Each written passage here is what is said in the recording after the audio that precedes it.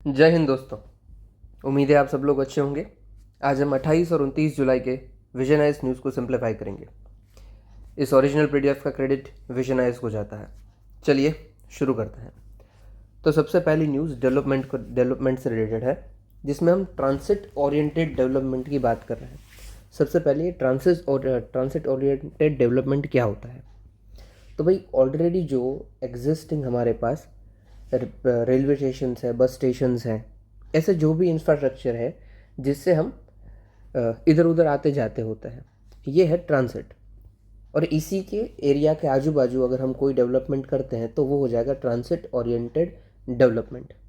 ठीक है, यानी कि कोई रेलवे स्टेशन है, हमने उसी के बाजू में अच्छा खासा रोड बना दिया, उसी के बाजू में एक और मॉल बना दिया, और उसी के बाजू में कोई एरिया भी डेवलप कर दिया कि जहाँ पे लोग रह पाए।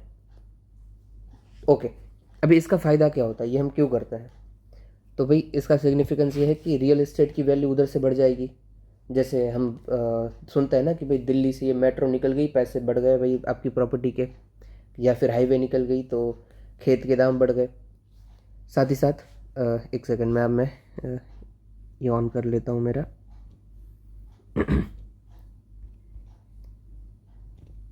ओके, फिर हम देखते हैं कि हायर लेबर प्रोडक्टिविटी हो जाएगी, क्योंकि जो ट्रांसिट कॉस्ट है वो आपकी रिड्यूस हो रही है, तो प्रोडक्टिविटी बिल्कुल बढ़ जाएगी, राइट।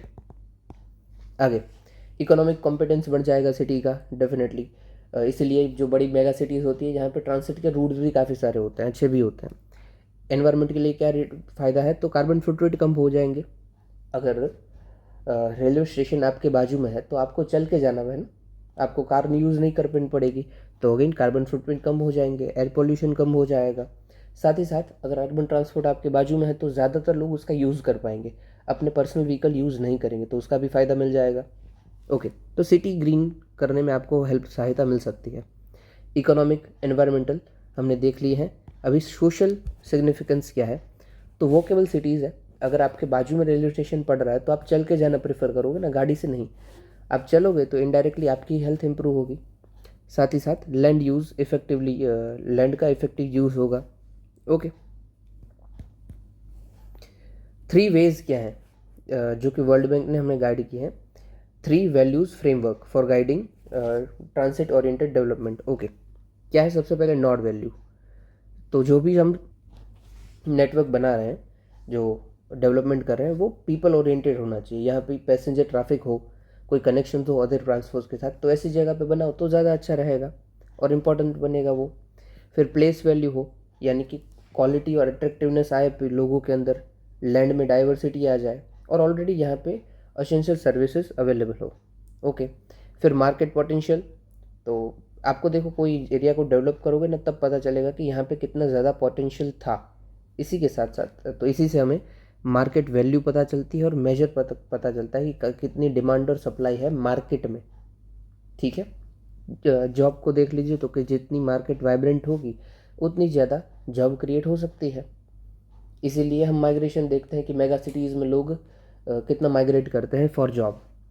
स्टेप्स क्या क्या हैं इंडिया ने लिए हुए ट्रांसिट ओरिएंटेड डेवलपमेंट के लिए।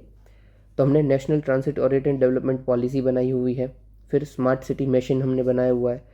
फिर मल्टी मॉडल इंटीग्रेशन किया हुआ है, अलग अलग, जैसे बस, मेट्रो। फिर लोकल ट्रांसिट डेवलपमेंट पॉलिसीज़ बनाई है, जैसे कि दिल्ली के लिए। ओके, देखो डायरेक्टली क्वेश्चन आना थोड़ा सा हार्ड है, बट हाँ, हम इनडायरेक्टली डेफिनेटली इसको यूज़ कर पाएंगे कि हमें डेवलपमेंट कैसा करना चाहिए। तो हमें ये, अब बस इतना लाइन लिख दीजिए कि हमारा डेवलपमेंट ट्रांसिट ओरिएंटेड डेवलपमेंट होना चाहिए, और फिर उसमें आप ये बेनिफिट्स लिख सकते हो कि उसका फ़ायदा क्या होगा। तो इकोनॉमिक, एनवायरमेंटल, सोशल, ये फ़ायदे हो सकते हैं। ये इतना काम का नहीं है। ठीक है, चलिए आगे बढ़ते हैं। और हाँ, इंडिया के स्टेप्स तो हमेशा ही काम के होते हैं। आप इनिशिएटिव हर एक टाइप के इंडिया के याद रखोगे, कहीं भी आप यूज़ कर पाओगे। चलिए नेक्स्ट न्यूज़। एक दशक पूरा हो गया, डिकेड पूरा हो गया इंडिया के एक्ट ईस्ट पॉलिसी को। देखो सबसे पहले इंडिया का जो भी ईस्ट बाजू में स्टेट्स आते हैं, ये इंडिया है, इंडिया के जो भी ईस्ट बाजू में स्टेट्स आते हैं, नेशन आते हैं, उसके साथ हमने अच्छे रिलेशन हो पाए, उसके लिए हम 1992 में लेके आ गए थे लुक ईस्ट पॉलिसी। ओके, अभी लुक ईस्ट पॉलिसी को हमने अपग्रेड किया। 2014 में, और हम लेके आ गए सिर्फ लुक नहीं, एक्ट ईस्ट पॉलिसी। सिर्फ हम देखेंगे नहीं, अभी काम भी करेंगे। ओके, इसका हिस्ट्री क्या है? तो 2014 में एशियन प्लस इंडिया की मीटिंग हुई थी, वहाँ पे पीएम मोदी जी ने इनको फॉर्मुलेट किया था।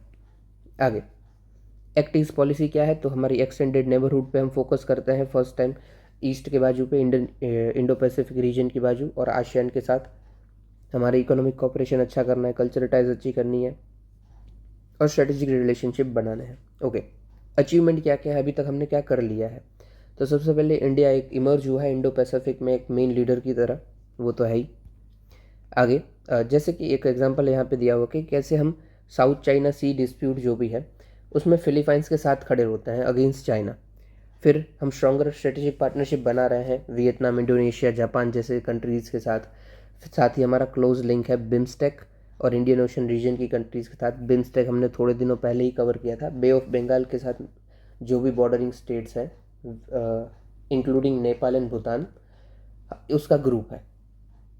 आगे, greater integration of north eastern states, जी हमारे नॉर्थ ईस्टर्न स्टेट के साथ। उसका एग्जांपल है कि इंडिया जापान ने एक्ट ईस्ट फोरम बनाया है, जिसमें एक साथ नॉर्थ ईस्ट का रीजन में और जापान एक साथ डेवलपमेंट करेगा, नॉर्थ ईस्ट का भी। इससे जापान का भी फ़ायदा है, उनको ज़्यादा अपनी मार्केट मिलेगी, और इंडिया का तो है ही। नॉर्थ ईस्ट हमारा थोड़ा सा अंडर डेवलप्ड है कंपेयर टू हमारा नॉर्मल इंडिया। रोड ब्लॉक्स क्या है एक्ट ईस्ट पॉलिसी के? तो चाइनीज़ इंटीग्रेशन, चाइना हमेशा उस एरिया में अपना स्ट्रांग होल्ड रखता है और उस मजबूत करने की कोशिश करता है। और फिर इंडिया का अंडर परफॉर्मेंस है इकोनॉमिक में। तो इंडिया जो भी ट्रेड करता है उसमें हमारा डेफिसिट चलता है, यानी कि हम इंपोर्ट ज़्यादा करते हैं एक्सपोर्ट से। हम अपनी मार्केट और स्ट्रांग कर पाए तो हो सकता है हमें ज़्यादा फ़ायदा मिले। वे फॉरवर्ड क्या है? तो आशियान एफटीए हमें साइन करना चाहिए। आशियान कंट्रीज़ है जो भी, उसके साथ हम एफटीए साइन कर ले। एफटीए मतलब मैंने पहले भी बताया था कि समझ लीजिए हम 10 चीज़ों में ट्रेड कर रहे हैं, तो हम एक लिस्ट बना देंगे। समझ लीजिए 10 में से हमने 2 प्रोडक्ट को अलग कर लिया, और हम बोलेंगे कि इन 2 प्रोडक्ट के अलावा जितनी भी बाकी बची चीज़ें, जैसे 8 बची हुई है, इसमें हम टैक्स नहीं लेंगे, सिर्फ ये 2 पे ही टैक्स लेंगे, एक्सपोर्ट इम्पोर्ट पे। तो ये हो गया एफटीए। ठीक है, एफटीए के नीचे होता है पीटीए, जिसमें हम ये दिखाते हैं कि किस पे टैक्स लेंगे। ओके, फिर टूरिज़्म को हम बढ़ा सकते हैं। इंडिया सिंगापुर और मलेशिया के साथ सेमीकंडक्टर मिशन के ऊपर काम कर सकता है। ऑलरेडी हमारा चालू है सेमीकंडक्टर मिशन, जिसमें हम सेमीकंडक्टर डेवलप करने की मिशन रखे हुए हैं। इसमें हम सिंगापुर और मलेशिया का सपोर्ट ले सकते हैं। इनिशिएटिव क्या क्या लिए गए हैं एक्ट ईस्ट पॉलिसी के अंदर? तो हम आईएमटी बनाए, India Myanmar Thailand IMT trilateral highway. साथ ही साथ हम Kaladan multi modal transport project बनाए। अभी ये क्या है कालादान? तो मैंने ये फ़ोटो डाला हुआ है, देखो। इंडिया का जो कलकत्ता है वहाँ से शुरू होगा रूट, हुगली रिवर के होते हुए थ्रू, फिर Indian Ocean Bay of Bengal से होते हुए थ्रू इंडियन ओशन के हम म्यांमार के सीतवे पोर्ट पे जाएंगे। ठीक है, अभी इस सीतवे पोर्ट से हम जाएंगे अपने ही मिज़ोरम में जोरिंगपुई जगह में। इससे फ़ायदा क्या होगा? आपको लगेगा कोई डायरेक्ट जाता थे इधर से, नहीं। इससे हमें 2 कनेक्टिविटी मिल रही है। एक तो इंडिया से म्यांमार तक का रास्ता क्लियर है, हम सितवे पोर्ट पे अपना डेवलपमेंट कर पाएंगे कुछ। और दूसरा, नॉर्थ ईस्ट के लिए हमारा दूसरा रास्ता ये है। देखिए, नॉर्थ ईस्ट के जाते वक्त ये जो एरिया है यहाँ का, ये और अराउंड 22 या 24 किलोमीटर का है। अगर इस एरिया में कुछ भी हो जाता है तो हमारी नॉर्थ ईस्ट से कनेक्टिविटी टूट जाएगी, हम नॉर्थ ईस्ट से एकदम ही अलग हो जाएंगे। इसीलिए हमने अलग रूट बना के रखा कि हम क्या करते हैं कि इंडिया म्यांमार में पहले जाएगा और फिर म्यांमार के होते हुए मिज़ोरम में एंटर करेगा। इससे हमारा एक अलग रूट भी बनेगा, और साथ ही साथ मिज़ोरम की भी कनेक्टिविटी अच्छी हो जाएगी, क्योंकि हम यहाँ से घूम के जाए उससे अच्छा यहाँ के घूमते चले जाएँ, सस्ता भी पड़ेगा, वाटर है तो। ओके, तो कालादान ट्रांसपोर्ट, बट ये काफ़ी लेट बन रहा है। हमने सोचा था ये 2014 में कंप्लीट करेंगे, 14 तो दूर, अभी हमारा 24 हो गया और अभी तक ये कंप्लीट हुआ नहीं है पूरी तरीके से। फिर फार्मेसी ऑफ वर्ल्ड इंडिया है, इंडिया में सबसे ज़्यादा मेडिसिन बनती है, तो हम इसका भी यूज़ कर सकते हैं। जैसे हमने वैक्सीन मैत्री इनिशिएटिव में पूरे वर्ल्ड को फ्री में वैक्सीन बांटी थी जिन जिनको ज़रूरत थी। फिर defence export, India BrahMos export करता है, ब्रह्मोस मिसाइल फिलीपाइंस को। फिर हम कल्चरल टाइज रिस्टोर कर रहे हैं, कैसे? तो जो जो उधर मंदिर हैं, जैसे कि बुद्धिस्ट पगोडाज है म्यांमार में, उसको। फिर माइसोन टेम्पल है वियतनाम में, उसको। फिर वेटफो टेम्पल है लाओस में। फिर प्रेवियर टेम्पल है कंबोडिया में। और इन सबको हम रिस्टोर कर रहे हैं, फिर से अच्छा बना रहे हैं। इससे हमारे कल्चरल टाइज इम्प्रूव होंगे। ओके, देखो इंडो पैसिफिक पे आए दिन क्वेश्चन आता रहता है, तो हमेशा ये अच्छे से करना है। और एक्ट ईस्ट पे भी पहले शायद क्वेश्चन आ चुका है। ये पूरा का पूरा उसका आंसर है कि इंडिया ने क्या अचीव कर लिया है, क्या हमारे रोड ब्लॉक हैं, और क्या पॉलिसीज इंडिया अंडरटेक कर चुका है। चलिए आगे बढ़ते हैं। फिर है Philippines oil tanker sinks near Manila, oil spill हो गया इससे। देखो कोई भी ऑयल भरा हुआ कोई यहाँ पे लिखा हो कोई कंटेनर हो, कोई शिप हो, या कुछ भी ऐसा हो, अगर उससे ऑयल लीक हो जाता है और समंदर में बह जाता है, इसको बोलते हैं ऑयल स्पिल। ठीक है। अभी रिसेंटली फिलीपाइंस का एक शिप था, ऑयल टैंकर था, उसमें से ऑयल लीक हो गया और ऑयल स्पिल हो चुका है। अभी देखो ऑयल अगर मरीन बायो सिस्टम में जाएगा तो बहुत नुकसान होगा।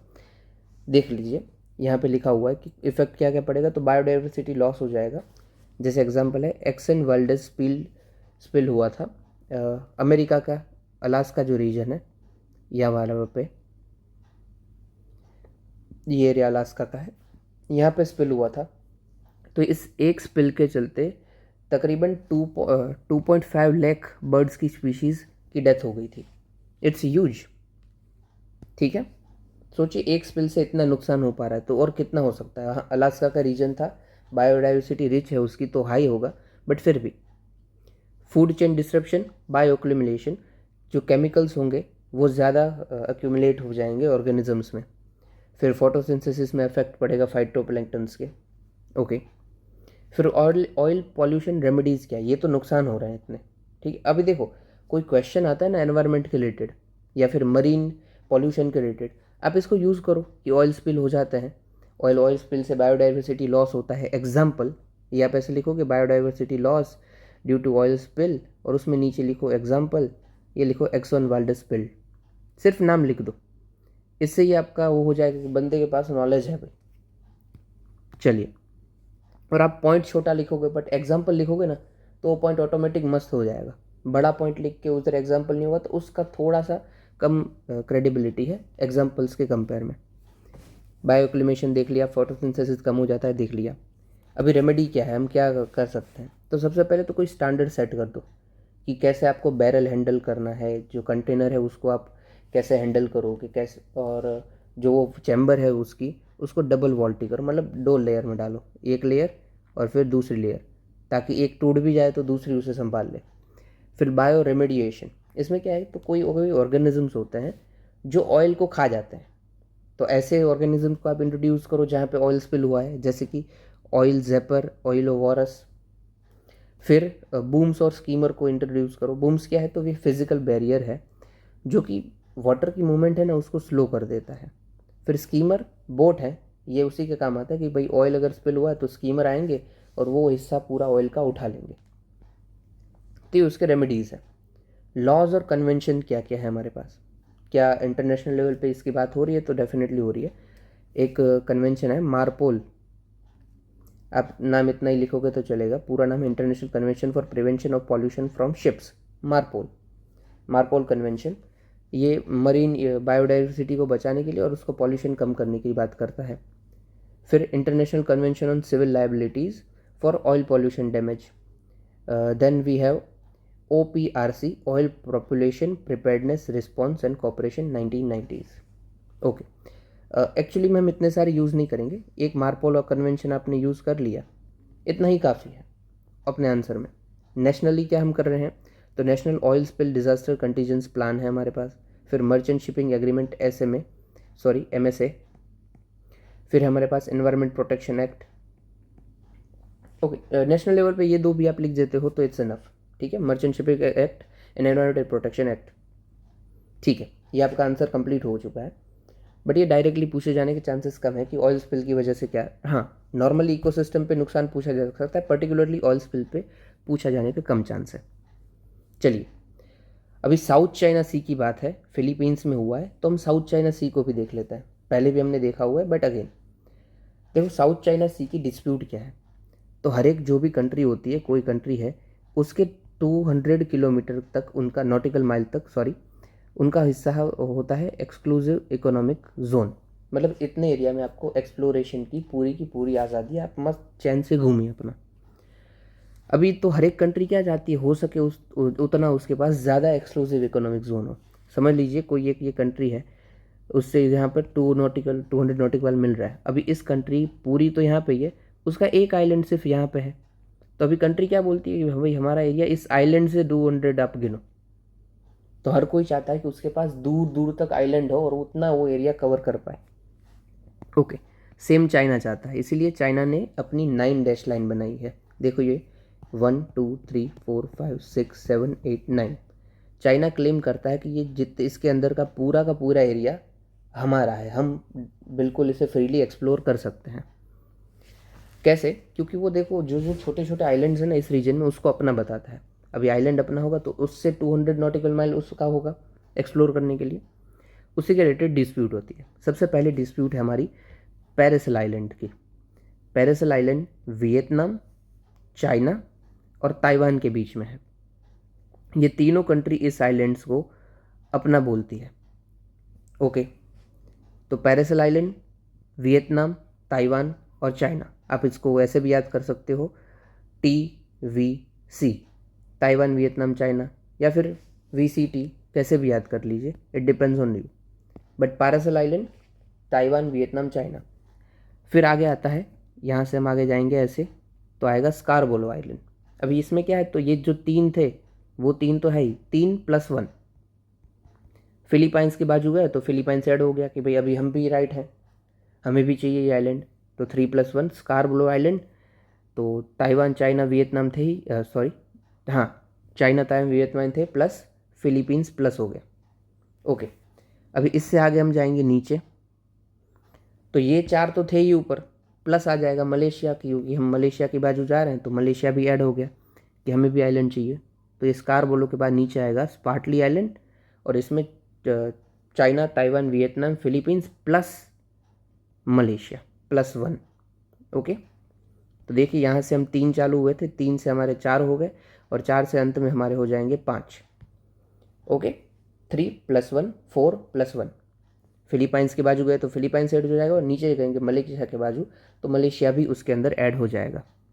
ओके, चलिए, तो ये आपको साउथ चाइना सी की डिस्प्यूट पता चल गई है। नीचे देखते हैं, experiment reveals integrated nutrient management maintain soil fertility. देखिए काफ़ी टाइम से हमारे Indian council for agriculture research ICAR ये एग्रीकल्चर रिलेटेड काम कर रहा था और देख रहा था कि भाई ऐसा क्या है तो हम सॉइल को और अच्छा रख सकते हैं। तो उन्होंने रिवील किया कि भाई इंटीग्रेटेड न्यूट्रिएंट मैनेजमेंट प्रैक्टिस हमें करनी चाहिए। अभी ये क्या है nutrient management practice, integrated nutrient management? तो इसमें हम सॉइल फर्टिलिटी को मेंटेन करने के लिए एक ऑप्टिमल अमाउंट तक न्यूट्रिएंट देते हैं, दैट्स इट। अभी न्यूट्रिएंट हम क्या क्या देंगे, तो हम ऑर्गेनिक न्यूट्रिएंट देंगे, इनऑर्गेनिक देंगे, बायोलॉजिकल हो सकता है वो। तो मतलब जितना हम सस्टेनेबल रखने की कोशिश कर पाएँ उतना हम सस्टेनेबल रखेंगे, और इसकी वजह से सॉइल की प्रोडक्टिविटी बढ़ जाएगी। ठीक है, तो हम न्यूट्रिएंट मैनेज करेंगे और एक लेवल तक ही देंगे, क्योंकि उससे एक्सेस आप देते हो तो पॉसिबल है कि आप बिगाड़ दो। It just like our humans, कि आप एक्सेस खाना खा लोगे तो आपकी तबीयत बिगड़ सकती है, तो एक ऑप्टिमल लेवल तक खाना चाहिए। सेम सॉइल में भी है, इस सॉइल की फर्टिलिटी मेंटेन करने तक के लिए हम न्यूट्रिएंट देंगे, बट ऑप्टिमल लेवल तक देंगे। ये ऑर्गेनिक, इनऑर्गेनिक, बायोलॉजिकल कुछ भी हो सकते हैं। और इसको हम साथ ही साथ कैसे देंगे, तो हमारे सोर्स होंगे वो क्रॉपिंग पैटर्न और सिस्टम होगी वो हम बदलते रहेंगे। ठीक है, कि इस पहली बार हमने गेहूँ उगाए थे, अभी हम पल्स को ही डाल रहे हैं, चेंज कर देंगे, चना डाल दिया। सिग्निफिकेंस क्या है इसका, तो डेफिनेटली सॉइल की हेल्थ और फर्टिलिटी बढ़ जाएगी, न्यूट्रिएंट रिटेशन कैपेसिटी बढ़ जाएगी, सॉइल का स्ट्रक्चर बढ़ जाएगा, और वाटर होल्डिंग कैपेसिटी भी बढ़ जाएगी। सस्टेनेबल क्रॉप प्रोडक्शन, कि पॉल्यूशन कम हो जाएगा आपका, क्योंकि आप फर्टिलाइजर का यूज़ नहीं कर रहे हो, ऑर्गेनिक इनऑर्गेनिक यूज़ कर रहे हो। तो अगेन सॉइल अच्छी हो जाएगी, न्यूट्रिएंट डिमांड अच्छी हो जाएगी, water quality, water retention capacity बढ़ जाएगी। सेम दूसरा क्या है, कॉस्ट इफेक्टिव है, अगर आप फर्टिलाइज़र कम यूज़ करोगे तो खर्चा भी कम करोगे। ओके, फिर फूड सिक्योरिटी, ये सब नॉर्मल है। तो ये फ़ायदा है भाई। चैलेंजेस क्या क्या है, तो फार्मर के पास नॉलेज नहीं है, ये सबसे बड़ा लैब्स है हमारे पास। फॉर डिसीजन मेकिंग बहुत कॉम्प्लेक्स है, ट्रेनिंग हमारे पास इतनी नहीं है, टेक्निकल नॉलेज भी नहीं है। तो इसी को एड्रेस करने के लिए हम क्या लेके आए हैं, तो परंपरागत कृषि विकास योजना। फिर हम लेके आए हैं mission organic value chain development, mission organic value chain development for north east region. Okay, कि organic chain development, organic value chain development. फिर market development assistance, and last PM Pranam. PM Pranam क्या काम करता है, तो हमें सस्टेनेबल और बैलेंस्ड यूज़ ऑफ फर्टिलाइज़र करना है, कि फर्टिलाइज़र आप जो भी यूज़ कर रहे हो वो एक लेवल तक करो और जितना हो सके उतना सस्टेनेबल करो। दैट्स इट, यही है इंटीग्रेटेड न्यूट्रिएंट मैनेजमेंट। इसकी आप पूरी सिस्टम देखेंगे तो क्या करोगे, सबसे पहले आपकी सॉइल को टेस्ट करेंगे कि इसमें क्या न्यूट्रिएंट है क्या नहीं है। फिर आपको फर्टिलिटी मैनेजमेंट प्रैक्टिसेस सिखाएंगे कि हाँ भाई आप ऐसे कीजिए तो अच्छा हो जाएगा।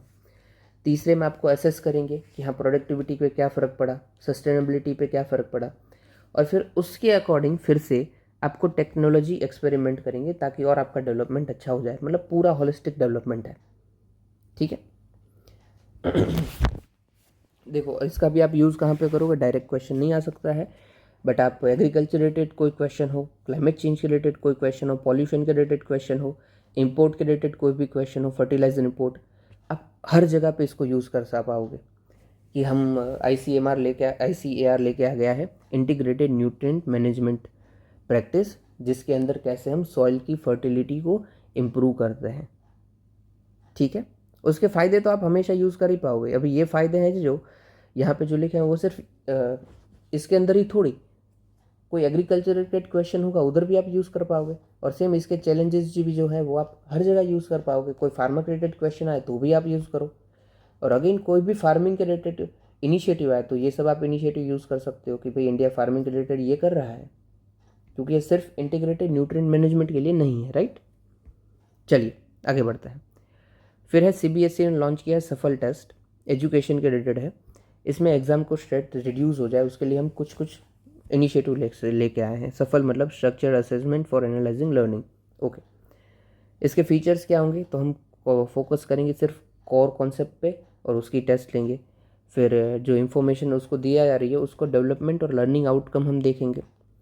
फिर हम हैंड होल्डिंग इम्प्रूवमेंट करेंगे कि सिर्फ हमारा ये नहीं होना चाहिए कि भाई सिर्फ नेक्स्ट स्टेज में जाने के लिए आप सीख रहे हो, एक्चुअली आप में इम्प्रूवमेंट आ रहा है कि नहीं।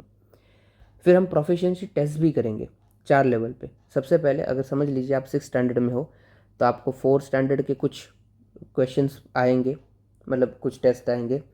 फिर आपको 1 साल पहले 5 के कुछ क्वेश्चंस आएंगे या फिर टेस्ट आएंगे, और फिर अभी में हो 6th के क्वेश्चन आएंगे, फिर उसके भी एडवांस लेवल पे। तो ये नॉर्मल है, आपको ऐसे याद रखने का ज़रूरत नहीं है इसको। फिर एडिशनल क्लासेस नहीं होगी, बट हाँ स्पेशल प्रिपरेशन ज़रूर होगी जो कि सफल के लिए ज़रूरी है स्टूडेंट के लिए। ओके,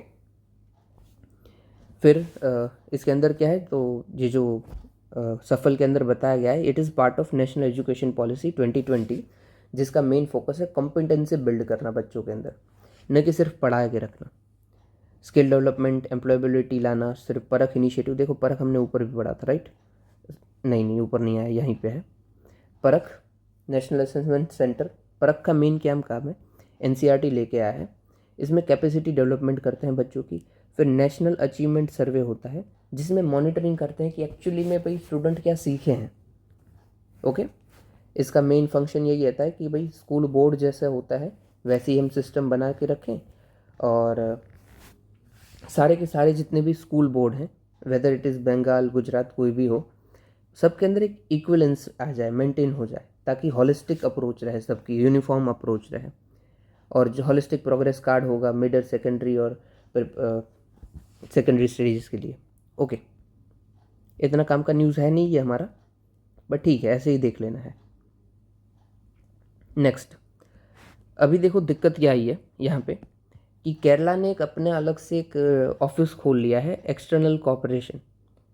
उसमें वो सेक्रेटेरिएट को अपॉइंट भी कर रहे किए हैं कि secretary in charge of external cooperation. अभी देखो हर एक जो देश होता है उसमें सेंटर के और स्टेट के जो भी काम होते हैं वो डिवाइड कर लिए होते हैं। हमारे भी यहाँ पे डिवाइड किए हुए हैं 7th शेड्यूल में। जित 7th शेड्यूल में क्या बोला है कि भाई कुछ कुछ सब्जेक्ट हैं वो जो कि स्टेट लिस्ट में आएंगे और कुछ है वो सेंट्रल लिस्ट में आएंगे, ताकि फेडरलिज्म जो हमारा चलता है वो कॉपरेशन में चले, वो अच्छा चले। ठीक है। वैसे ही 7th शेड्यूल में बोला गया है कि जो ये फॉरेन अफेयर्स है वो आता है यूनियन लिस्ट में, मतलब सेंट्रल लिस्ट में, under 10, item 10 listed as item 10 under union list. उसका मतलब स्टेट इसको कुछ नहीं कर सकता है, राइट, पर फिर भी केरला ने किया है। नेक्स्ट आर्टिकल 253 ये बताता है कि कोई भी फॉरेन कंट्री के साथ कोई ट्रीटी साइन करना या फिर कोई इंटरनेशनल बॉडी के साथ कुछ साइन करना, it is part of parliament. Parliament ये कर सकती है, स्टेट नहीं। फिर आर्टिकल 293 में बताया है कि स्टेट के पास एक लिमिट है जितना वो पैसा बोरो कर पाती है। अगर उसको एक्सेस करना है, मतलब एक्सेस क्या, अभी तो कोई भी अगर स्टेट को पैसा बोरो करना है तो सबसे पहले उसे सेंटर की परमिशन लेनी पड़ती है, और सेंटर परमिट करेगा तो ही वो पैसा उधार ले पाएगा। अगेन सेंटर का रोल है यार, राइट, एक्सटर्नली। तो यही देखा था कि भाई ये थोड़ा सा वायलेशन तो हो रहा है कॉन्स्टिट्यूशन का, क्योंकि हर जगह पे रोल जो बताया है वो सेंटर का बताया गया है। क्यों? अभी अगर स्टेट बना ले तो उसका इंटरेस्ट क्या है, स्टेट क्यों कर रहा है ये? सबसे पहले इकोनॉमिक इन्वेस्टर है, इकोनॉमिक इंटरेस्ट है, क्योंकि जितने भी इन्वेस्टर होते हैं वो स्टेट में आते हैं। जैसे कि गुजरात खुद करता है वाइब्रेंट गुजरात समिट। इसके अंदर क्या होता है कि आप बाहर के इन्वेस्टर को, डोमेस्टिक इन्वेस्टर को बुलाओ, अपने अलग अलग जो स्टार्टअप आइडियाज़ है वो भी रखो, और फिर बातचीत करो कि क्या भाई आगे हम कर सकते हैं। इससे प्रमोट होगा ना स्टेट, खुद स्टेट का इकोनॉमिक्स। फिर रिसोर्स शेयरिंग। अभी देखो तिस्ता वाटर डिस्प्यूट है इंडिया बांग्लादेश के साथ। तिस्ता रिवर है, उसका जो वाटर है उसको बांग्लादेश को भी ज़्यादा चाहिए होता है, इंडिया को भी चाहिए। तो इसकी जो डिस्प्यूट है उसमें बंगाल, जो वेस्ट बंगाल है, वो हर्डल डालता है, क्योंकि वेस्ट बंगाल चाहता है कि ज़्यादा से ज़्यादा रिसोर्स हमारे पास रहें। तो अगेन अगर स्टेट का इंटरेस्ट है ना, तो रिसोर्स हमारे पास रखे, तो स्टेट का रूल भी होना चाहिए एक्सटर्नली। फिर कल्चरल डायोस्पोरा है भाई, जैसे कि तमिल साउदर्न जितने भी स्टेट हैं उसके पीपल हैं बहुत सारे बाहर हैं कंपेरेटिवली, फिर पंजाब के भी हैं। तो इनका इंटरेस्ट होता है कि जिस स्टेट में, जिस देश में हमारे पर्सन है उसके साथ हम ज़्यादा अच्छे रिलेशन रखें। अदर्स में क्या है, तो गोवा जैसे स्टेट चाहते हैं कि भाई प्रमोशन टूरिज़्म का और अच्छा हो। जम्मू कश्मीर जैसे स्टेट चाहते हैं कि नेशनल सिक्योरिटी और अच्छी बनी रहे। इन सब में उनको एक्सटर्नली कुछ काम करना पड़ता है, इसलिए वो चाहते हैं कि वो उसका भी कुछ इंटरेस्ट रहे, उसकी भी कुछ ऑफिस रहे। बट देखो कॉन्स्टिट्यूशन में नहीं है तो यू कैन डू दैट। इसीलिए आपका भी कोई ऐसा क्वेश्चन आता है तो आपका टिल्ट हमेशा लिखो कुछ भी, पर टिल्ट रहना चाहिए जो कि ऑलरेडी कॉन्स्टिट्यूशन में है, या फिर जो कि ऑलरेडी कोई लॉ या एक्ट में बोला गया है। आप अपने उधर व्यू लिखोगे आपको मार्क्स नहीं मिलेंगे, ऊपर से आपके ऊपर सवाल भी आ सकता है कि आपने किस बेसिस पे लिखा हुआ है। बट हाँ, आप अगर किसी और लॉ, कॉन्स्टिट्यूशन या सोर्स या फिर कोई पर्सनालिटी के व्यूज़ लिखोगे, यू विल गेट मार्क्स, और वो ठीक भी रहेगा। अभी भाई स्टेट के इंटरेस्ट जो भी बन रहे हैं उसको हम एड्रेस कैसे कर सकते हैं? तो हम इंटर स्टेट काउंसिल बना दें जो कि फॉरेन पॉलिसी के साथ भी जुड़ी हो, और वो बता दे कि भाई हम मेरे ये करिए। फिर हम एक ब्रांच ऑफिस बना दे मिनिस्ट्री ऑफ एक्सटर्नल अफेयर्स की स्टेट्स में, और उधर उसका स्टाफ भी हो जो बातचीत करे कि भाई हमारे ये इंटरेस्ट है, आप ऐसे काम कीजिए। काम देखो सेंटर वाली मिनिस्ट्री ही करेगी, बट जो स्टेट में होगा वो उसको व्यूज़ देगा, ओपिनियन देगा। फिर हम मिनिस्टर ऑफ एक्सटर्नल अफेयर और स्टेट चीफ सेक्रेटरीट बना दे पॉलिसी मैटर्स के लिए स्टेट के अंदर। फिर हम स्टेट जो इंडियन एम्बेसी होती है उसमें हम स्टेट के रिप्रेजेंटेटिव को रखें कोई बार। ओके। फिर इंकरेज करें स्टेट इंटरनेशनल अफेयर्स में headed by senior officials in with minister of external affair support. Okay, चलिए आगे बढ़ते हैं। अभी शॉर्ट न्यूज़ है, ऑलरेडी 30 मिनट के आसपास हो चुकी है, तो हम कोशिश करेंगे कि थोड़ा जल्दी ले लें। न्यूज़ आज काफ़ी ज़्यादा थी। सेफ्रन की रिलेटेड बात है। तो अभी क्या हुआ है, सेफ्रन में जो भी वर्ल्ड लेवल पे खेती होती है वो 90% जितनी करता है ईरान, और जो बची कुछ है उसमें इंडिया भी करता है। इंडिया का पर्टिकुलरली जम्मू कश्मीर का एरिया, जम्मू कश्मीर के एरिया में कारेवा फॉर्मेशन होता है, ये हम कभी बाद में बात करेंगे। और इस सॉइल के अंदर सेफ्रन बहुत अच्छे से ग्रो होता है। ओके, बट अभी हुआ क्या है कि वेदर पैटर्न चेंज हुआ है, इसकी वजह से सेफ्रॉन की जो भी खेती थी वो बिगड़ चुकी है, इतना अच्छे से नहीं हो रही है। तो जम्मू कश्मीर ने स्विच कर लिया है एपर और मस्टर्ड के ऊपर। ओके, अभी सेफ्रन के ऊपर देख लेते हैं। अभी इस पॉइंट को भी आप यूज़ कर सकते हो क्लाइमेट चेंज में या फिर एडेटिक वेदर पैटर्न्स में। आगे सेफ्रन रिलेटेड क्या है, तो भाई एक फ्लावर होता है क्रॉकस फ्लावर, उसके अंदर छोटे छोटे ऐसे स्टिग्माटा आते हैं, वही होता है सेफ्रन। कभी आपने फूल देखा हो तो ऐसा छोटा सा फूल रहता है ज़मीन में इतना सा, उसमें से छोटे छोटे पॉइंट्स होते हैं जो कि सेफ्रन होता है। केसर, ये कॉस्टली स्पाइस है क्योंकि आपको ऐसे 75,000 फ्लावर लगते हैं तब जाके 1 आउंस सेफ्रन मिलता है। 1 आउंस मतलब 28 ग्राम। और ये कहाँ काम आता है, तो वेट वेंटी को हमारी कुकिंग में काम आता है, ऑयल में, कलरिंग में, हर जगह पे काम आएगा। क्या क्या कंडीशन है इसको ग्रो करने के लिए, तो सबसे पहले ये हाइट पे ग्रो होता है अराउंड 1500 से 2000। सब टेम्परेचर, उसको टेम्परेचर कम चाहिए, बहुत ज़्यादा टेम्परेचर नहीं होना चाहिए, क्लाइमेट भी नॉर्मल हो, रेनफॉल 30 से 40 सेल्सियस सेमी जितनी, और जो बाकी का टाइम हो वो स्नो से कवर्ड रहे, तो वो बहुत अच्छा बन जाता है saffron. Well drain loamy soil हो और अल्कलाइन हो तो वेल एंड गुड। अभी देखो सेफ्रन के लिए ये कंडीशन है, बट अभी तो हम टेक्निक का यूज़ करके, टेक्नोलॉजी का यूज़ करके ऐसे भी उगा देते हैं। नोएडा में भी बच्चे उगाते हैं, मध्य प्रदेश में उगाते हैं, इवन राजस्थान में भी सेफ्रन उगा देते हैं, बट लैब में वो उगता है। एक घर के अंदर पर्टिकुलर एनवायरनमेंट हम क्रिएट करते हैं, आर्टिफिशियल क्लाइमेट क्रिएट कर देते हैं और उगा लेते हैं। बट हाँ, इसकी जो ग्रोथ होगी वो बहुत कम होगी इन कंपेयर टू जो नेचुरली उग रहा है। आगे आगे न्यूज़ है पीएम जी दिशा। अभी देखो हम हमेशा बात करते हैं कि भाई रूरल एरियाज़ में इतनी डिजिटल लिटरेसी नहीं है, उनको डिजिटली इतना आता नहीं है, तो उसी के एड्रेस करने के लिए ये इनिशिएटिव था हमारा पीएम जी दिशा, जिसका नाम है ग्रामीण डिजिटल साक्षरता अभियान। ओके, इसके अंतर्गत हमने अराउंड 6 करोड़ को ट्रेन किया है और अराउंड 4.5 करोड़ को सर्टिफिकेट भी मिले हैं। तो अच्छा है ये। इसका मेन एम क्या है कि हर एक हाउस होल्ड से, हर एक फैमिली से एक पर्सन को हम डिजिटली ट्रेन कर दें। और ये सिर्फ रूरल एरिया के लिए है, डेफिनेटली क्वेश्चन में आ सकता है कि रूरल अर्बन दोनों के लिए, नहीं। फिर इसमें हम ट्रेनिंग देते हैं 20 घंटे की, और 22 लैंग्वेज जितनी भी हमारी शेड्यूल में है वो सब के सब में आप दे सकते हो, और with English 22+1।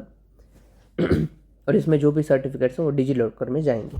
Okay, main M क्या है, तो आप इसको बस यूज़ कर सकते हो। डिजिटल डिवाइड को कम करने के लिए इंडिया क्या कर रहा है, तो उसका इनिशिएटिव है पीएम जी दिशा, और प्रीलिम्स के लिए ये सिर्फ रूरल एरिया में काम करता है। आगे, और हाँ 22+1 इंग्लिश लैंग्वेज भी है। आगे बढ़ते हैं नेक्स्ट न्यूज़। तो अगरवुड करके है एक ट्री, इसके एक्सपोर्ट को साइट्स ने थोड़ा सा इजी कर दिया है। साइट्स क्या है, तो इंटरनेशनल जो भी प्लांट स्पीशीज़ हो या फिर कोई एनिमल स्पीशीज़ हो, उसके ट्रेड को ये रेगुलेट करता है। ठीक है, इसने अभी अगरवुड के ट्रेड को थोड़ा सा ईज कर दिया है। इससे फ़ायदा क्या होगा, तो इंडिया का डेफिनेटली ट्रेड बढ़ेगा, एक्सपोर्ट बढ़ेगा, दैट्स इट। अभी अगरवुड क्या है, तो ये इंडिया के लिए इंडिया की नेटिव ट्री है, इंडिया बांग्लादेश भूटान के एरियाज़ में, और ये एरोमेटिक प्लांट है। ऑयल चिप्स इसकी बनती है और ये काफ़ी मार्केट में वैल्यूड भी करती है। IUCN स्टेटस क्या है इसका, तो क्रिटिकली इंडेंजर्ड है। अपेंडिक्स स्टेटस क्या है साइट्स का, तो अपेंडिक्स 2 में आता है, और वाइल्ड लाइफ प्रोटेक्शन में 4 में आता है। हाँ चलो अभी मैं आपको बता देता हूँ वाइल्ड लाइफ प्रोटेक्शन क्या होता है, कि इसके अंदर पहले ज़्यादा शेड्यूल होते हैं, अभी हमने 4 शेड्यूल कर दिए हैं, कि शेड्यूल 1 2 3 4, रोमन में ही लिखना 1 2 3 4। 1 में क्या आता है, तो ऐसे एनिमल जिसको हाईएस्ट लेवल ऑफ प्रोटेक्शन की ज़रूरत है। 2 में आता है तो हाईएस्ट से जिसको थोड़े कम की ज़रूरत है, और बट ज़रूरत तो है भाई, तो वैसे आएंगे प्रोटेक्टेड। थर्ड में आएंगे जो 1 और 2 दोनों से कम है, मतलब दोनों से कम लेवल ऑफ प्रोटेक्शन की ज़रूरत है एनिमल को, उसको हम 3 में डालेंगे। और 4 में आता है प्लांट स्पीशीज़, तो ये फर्स्ट 3 में हम एनिमल रखते हैं और 4th में हम रखते हैं प्लांट स्पीशीज़ जिसको हाईएस्ट लेवल ऑफ प्रोटेक्शन की ज़रूरत है। ठीक है, चलिए खैर दी एनवायरनमेंट करेंगे तो उसमें हम डेफिनेटली देखेंगे। फिर है MyGov, ये इंस्टाग्राम पे भी, ट्विटर पे भी, फेसबुक पे, हर जगह पे होता है। MyGov वेबसाइट भी है MyGov। ये गवर्नमेंट का प्लेटफॉर्म था जहाँ पे वो पीपल के साथ कनेक्ट हो पाए, ताकि गवर्नेंस को और अच्छा कर पाए। वो कौन से मिनिस्ट्री के अंदर आता है, तो मेटी के अंदर आता है, ministry of electronics and information technology. ये जो प्लेटफॉर्म है वो कंपनी एक्ट के अंदर रजिस्टर्ड है under section 8 of companies act. Okay, इसने 10 न्यूज़ में क्यों था, तो इसने 10 साल पूरे कर लिए हैं, दैट्स इट। चलिए, इसका आप यूज़ कहाँ पे करोगे, तो गवर्नेंस को अच्छा करने के लिए गवर्नमेंट क्या कर रही है, तो ये किसका इनिशिएटिव है, या फिर ई गवर्नेंस के related. Okay, next, Charles Darwin frog. देखो, ये फ्रॉग को चार्ल्स डार्विन नाम के एक एनवायरमेंटलिस्ट थे, उन्होंने फाइंड किया था, तो इसलिए उसका नाम भी चार्ल्स डार्विनी फ्रॉग रख दिया है। ये कहाँ पे एंडेमिक, तो अंडमान आइलैंड पे एंडेमिक है। एंडेमिक का मतलब क्या होता है, तो इस एरिया में ही ये हमें मिलता है, उसके बाहर नहीं है। ये क्या करता है, तो इंट्रिकेट कॉल, मतलब आपको वो आवाज़ आती हो कि फ्रॉग की ऐसे टर टर, वो क्यों करता है, तो फीमेल को अट्रैक्ट करने के लिए करता है, तो इसका ये फीचर है। फिर ये डिसेम्पटी अडेप्टेशन, हाँ, और ये उल्टा होकर अंडे देता है ताकि वो अपने जो भी अंडे हैं उसका प्रोटेक्ट कर पाए। आईयूसीएन स्टेटस वल्नरेबल है, threat, habitat loss. Okay, habitat loss है ना, क्योंकि सिर्फ एंडेमिक अंडमान आइलैंड में ही रह चुका है, एक छोटू सा आइलैंड पे सिर्फ ये फ्रॉग मिलता है, तो ये definitely habitat loss. Next news है गगनयान मिशन। गगनयान मिशन सबसे पहले तो क्या है वो देख लेते हैं। तो ये हमारी ह्यूमन स्पेस फ्लाइट होगी, जिसमें हम 3 लोगों को अर्थ के बाहर 400 किलोमीटर में भेजेंगे और 3 दिन के लिए भेजेंगे, साथ ही साथ हम वापस भी लेके आएंगे। तो हमारे स्पेस में जाने वाला ये पहला मिशन होगा जिसमें हम ह्यूमंस को स्पेस में लेके जाएंगे। अभी तक ये 3 ही कंट्री कर पाई है, यूएस, रशिया, चाइना। हम अगर सक्सेसफुली करते हैं तो हम 4th हो जाएंगे, जो कि डेफिनेटली हम कर लेंगे। ओके, तो ये है गगनयान मिशन। गगन मतलब आसमान, यान मतलब सैटेलाइट, जो भी आप बोलो। तो गगनयान से आपको पता चलता है कि कैसे हम अंतरिक्ष में जाने वाले हैं।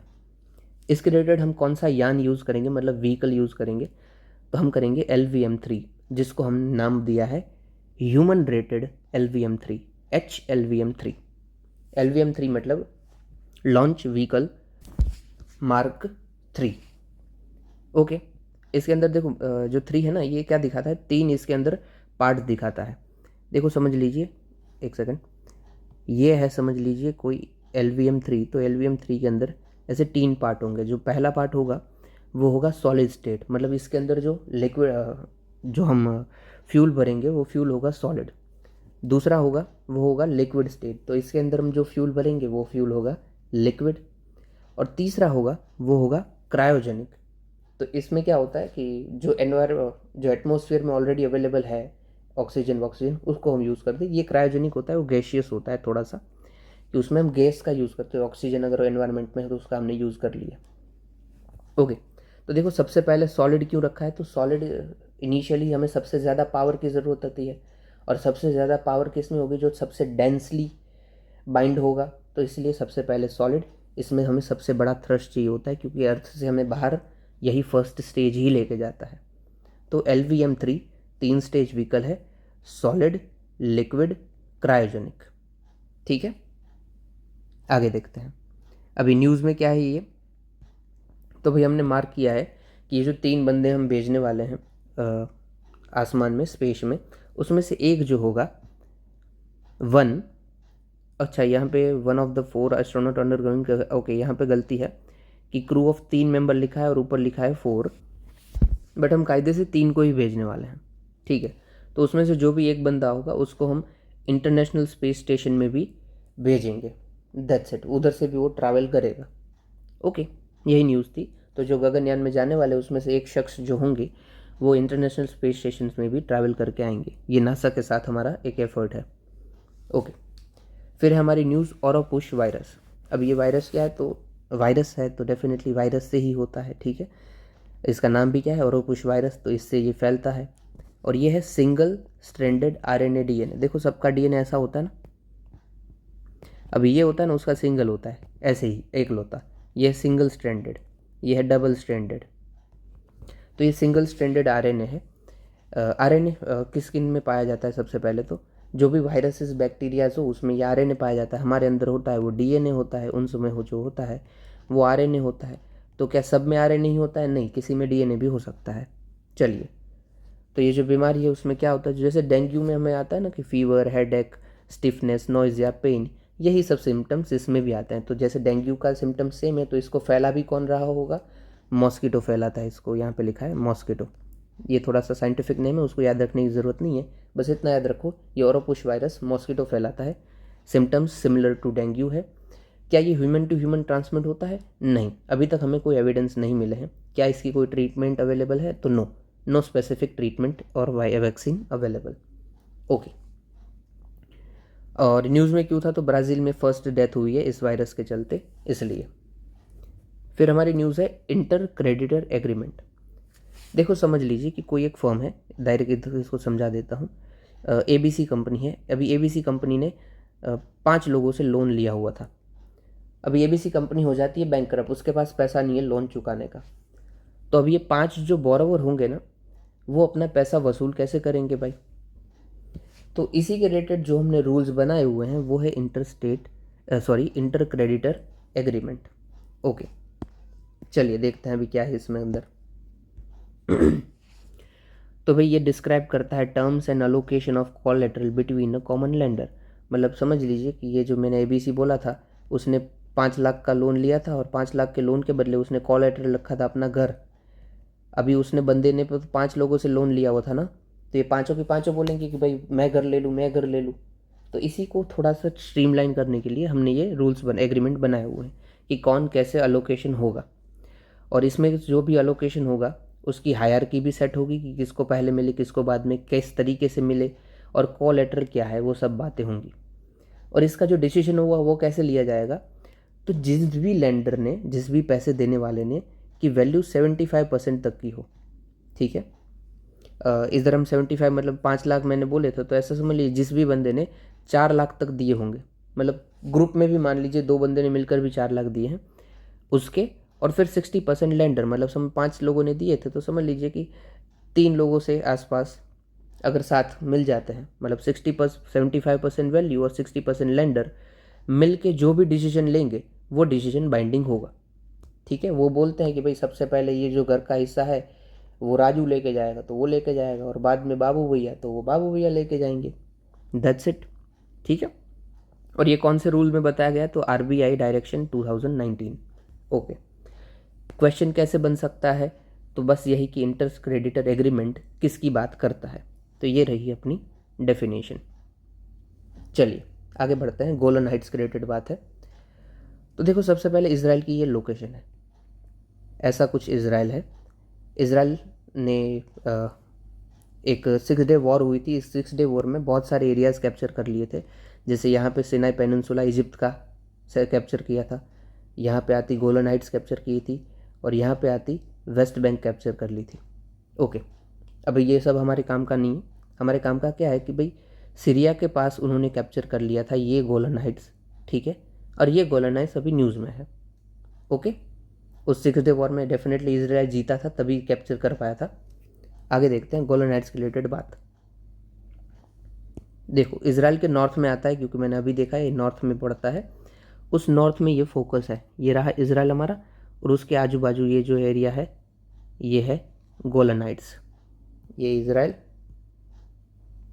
और यहाँ पे पड़ता है, उसका बहुत बड़ा बना दिया मैंने, यहाँ पे पड़ता है इतने सा में गोलन हाइट्स। ओके, क्या है भाई गोलन हाइट्स के ऊपर नीचे? तो गोलन हाइट्स है, उसके नीचे आता है हमारा सी ऑफ गैलिली। ऊपर क्या आता है? तो ऊपर आता है हमारे माउंट हरमन। फिर सीजनल वाल्दी अलका रखा हुआ, ये का काम का नहीं है। यारमुक रिवर बस काम का है, यह लिख लीजिए कि यहाँ पे आता है गोलन हाइट्स के सील ऑफ गैलिली, यहाँ पे आता है यारमुक रिवर, यहाँ पे वेस्ट में आता है उसका जॉर्डन रिवर, और दैट्स इट, इतना ही काम का है। क्वेश्चन क्या आ सकता है कि जॉर्डन रिवर क्या बाउंड्री बनाती है गोलन हाइट्स से? तो हाँ बनाती है। फिर यारमुक रिवर कहाँ पे आती है? यहाँ पे जो यारमुक रिवर है वो कहाँ पे आती है? या फिर सी ऑफ गैलरी किधर आता है? लोकेशंस आपको बस पूछी जा सकती है और कुछ नहीं पूछा जा सकता है। 24 में ही पूछा था कि एक कैनाल का नाम था सुमेद कैनाल।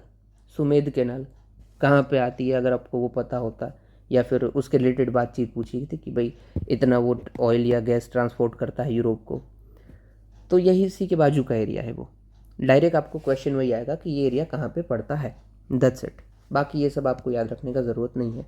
इतना मैप से याद कर लिया, इट्स इनफ। ओके, यही था वीडियो में हमारे काम का। तो बाकी आपको कुछ अगर समझ ना आ रहा हो तो प्लीज़ मुझे बताइएगा। और मैं सोच रहा हूँ कि हम विजनाइज की मंथली मैगज़ीन भी शुरू कर दें, क्योंकि जून मंथ की आ चुकी है। तो मैं कोशिश करूँगा कि उसको मैं अराउंड 4 या 5 पार्ट में कंप्लीट करूँगा। हम पॉलिटी, इकोनॉमी कैसे सब साथ में रखेंगे और कंप्लीट करवा देंगे। Okay, that's it for this video. सुनने के लिए आपका शुक्रिया। जय हिंद।